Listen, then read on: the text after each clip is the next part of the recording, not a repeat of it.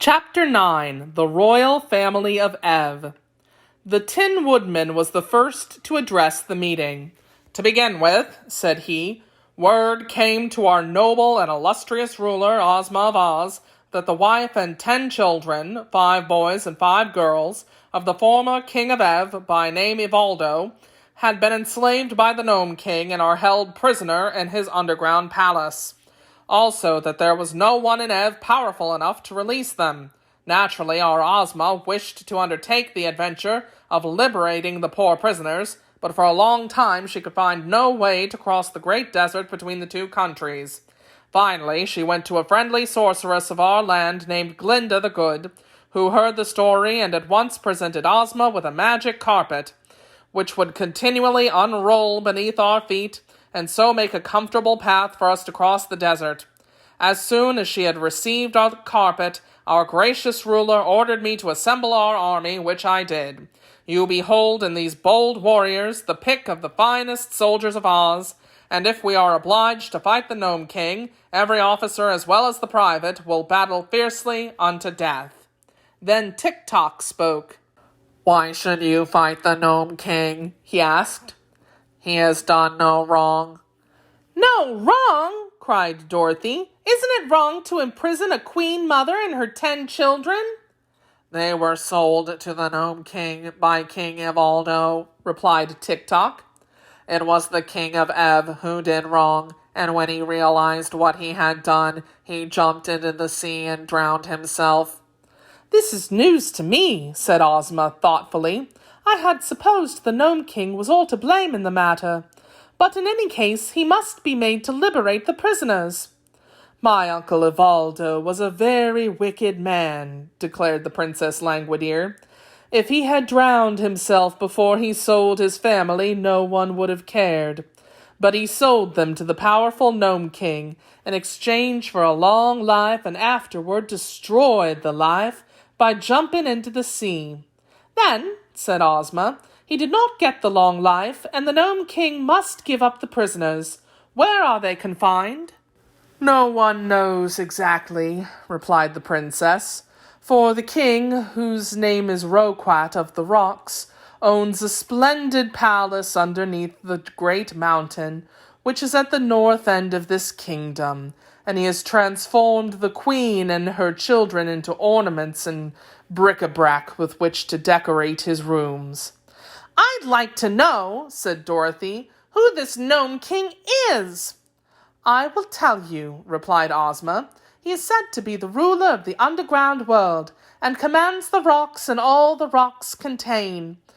Under his rule are many thousands of the gnomes, who are oddly shaped but powerful sprites that labor at the furnaces and forges of their king, making gold and silver and other metals which they conceal in the crevices of the rocks, so that those living upon the earth's surface can only find them with great difficulty. Also, they make diamonds and rubies and emeralds, which they hide in the ground, so that the kingdom of the gnomes is wonderfully rich, and we all have precious stones, and silver and gold is what we take from the earth and rocks where the Gnome King has hidden them." "I understand," said Dorothy, nodding her little head wisely. "For the reason that we often steal his treasures," continued Ozma. "The ruler of the underground world is not fond of those who live upon the earth's surface, and never appears among us. If we wish to see the King Roquat of the Rocks, we must visit his own country, where he is all-powerful, and therefore it will be a dangerous undertaking." "But for the sake of the poor prisoners," said Dorothy, "we ought to do it."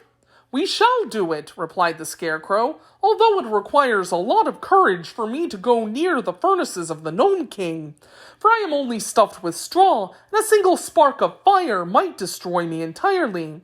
"The furnaces may also melt my tin," said the Tin Woodman, "but I'm going."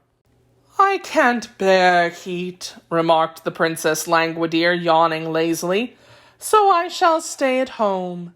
But I wish you may have success in your undertaking, for I'm heartily tired of ruling this stupid kingdom, and I need more leisure in which to admire my beautiful heads." "We do not need you," said Ozma, "for, with the aid of my brave followers, I cannot accomplish my purpose, then it would be useless for you to undertake the journey." "Quite true," sighed the princess.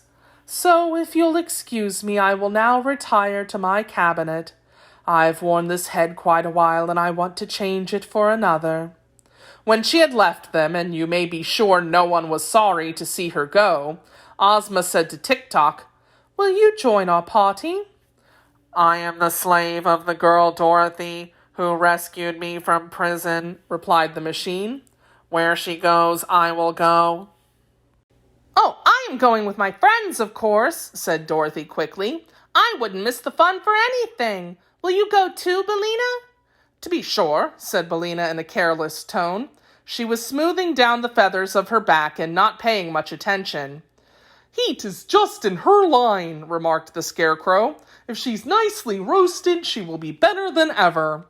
"Then," said Ozma, "we will arrange for the start of the Kingdom of the Gnomes at daybreak tomorrow, and in the meantime we will rest and prepare ourselves for the journey." Although Princess Langwidere did not again appear to her guests, the palace servants waited upon the strangers from Oz and did everything in their power to make the party comfortable.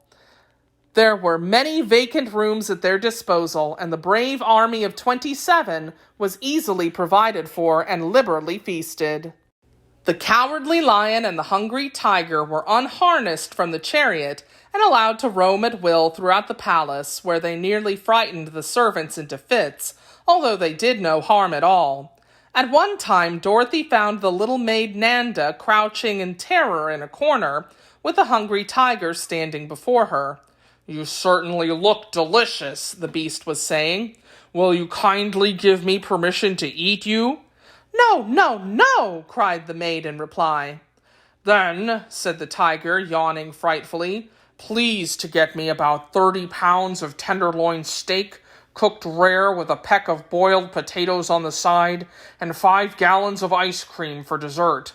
I'll do the best I can," said Nanda, and she ran away as fast as she could go. "Are you so very hungry?" asked Dorothy in wonder. "You can hardly imagine the size of my appetite," replied the tiger sadly. "It seems to fill my whole body, from the end of my throat to the tip of my tail. I am very sure my appetite doesn't fit me, and is too large for the size of my body. Some day when I meet a dentist with a pair of forceps, I'm going to have it pulled." "What, your tooth?" asked Dorothy. "No, my appetite," said the Hungry Tiger. The little girl spent most of the afternoon talking with the Scarecrow and the Tin Woodman, who related to her all that had taken place in the Land of Oz since Dorothy had left it. She was much interested in the story of Ozma, who had been, when a baby, stolen by a wicked old witch and transformed into a boy. She did not know that she had ever been a girl until she was restored to her natural form by a kind sorceress. Then it was found that she was the only child of the former ruler of Oz and was entitled to rule in his place. Ozma had many adventures, however, before she regained her father's throne, and in these she was accompanied by a pumpkin-headed man, a highly magnified and thoroughly educated Wogglebug, and a wonderful sawhorse that had been brought to life by means of a magic powder. The Scarecrow and the Tin Woodman had also assisted her, but the Cowardly Lion, who ruled the Great Forest as the King of Beasts, knew nothing of Ozma until after she became the reigning Princess of Oz. Then he journeyed to the Emerald City to see her, and on hearing she was about to visit the land of Ev to set free the royal family of that country, the Cowardly Lion begged to go with her, and brought along his friend the Hungry Tiger as well. Having heard this story, Dorothy related to them her own adventures, and then went out with her friends to find the sawhorse, which Ozma had caused to be shod with plaids of gold, so that its legs would not wear out. They came upon the sawhorse standing motionless beside the garden gate, but when Dorothy was introduced to him, he bowed politely and blinked his eyes, which were knots of wood, and wagged his tail, which was only the branch of a tree. "What a remarkable thing to be alive!" exclaimed Dorothy. I quite agree with you, replied the Sawhorse in a rough but not unpleasant voice. A creature like me has no business to live, as we all know. But it was the magic powder that did it, so I cannot justly be blamed. Of course not, said Dorothy. And you seem to be of some use, 'cause I noticed the Scarecrow riding upon your back. Oh, yes, I'm of use, returned the Sawhorse, and I never tire, never have to be fed or cared for in any way. Are you intelligent? Asked the girl. Not very, said the creature. It would be foolish to waste intelligence on a common sawhorse when so many professors need it. But I know enough to obey my masters and to get up or whoa when I'm told to, so I'm pretty well satisfied. That night, Dorothy slept in a pleasant little bedchamber next to that occupied by Ozma of Oz, and Billina perched upon the foot of the bed and tucked her head under her wing and slept as soundly in that position as Dorothy did upon her soft cushions. But before daybreak, everyone was awake and stirring, and soon the adventurers were eating a hasty breakfast in the great dining room of the palace. Ozma sat at the head of a long table on a raised platform, with Dorothy on her right hand and the Scarecrow on her left. The Scarecrow did not eat, of course, but Ozma placed him near her so that she might ask his advice about the journey while she ate. Lower down the table were the 27 warriors of Oz, and at the end of the room the lion and the tiger were eating out of a kettle that had been placed upon the floor, while Billina fluttered around to pick up any scraps that might be scattered. It did not take long to finish the meal, and then the lion and the tiger were harnessed to the chariot, and the party was ready to start for the Gnome King's palace. First rode Ozma, with Dorothy beside her in the golden chariot, and holding Billina fast in her arms. Then came the Scarecrow on the Sawhorse, with the Tin Woodman and Tick-Tock marching side by side just behind him. After these tramped the army, looking brave and handsome in their splendid uniforms. The generals commanded the colonels, and the colonels commanded the majors, and the majors commanded the captains, and the captains commanded the private, who marched with an air of proud importance because it required so many officers to give him his orders. And so the magnificent procession left the palace and started along the road just as day was breaking.